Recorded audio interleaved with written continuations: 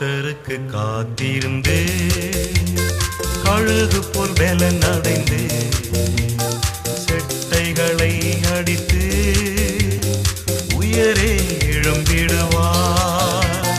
கர்த்தருக்கு காத்திருந்து கழுகு போல் பலன் அடைந்து செட்டைகளை அடித்து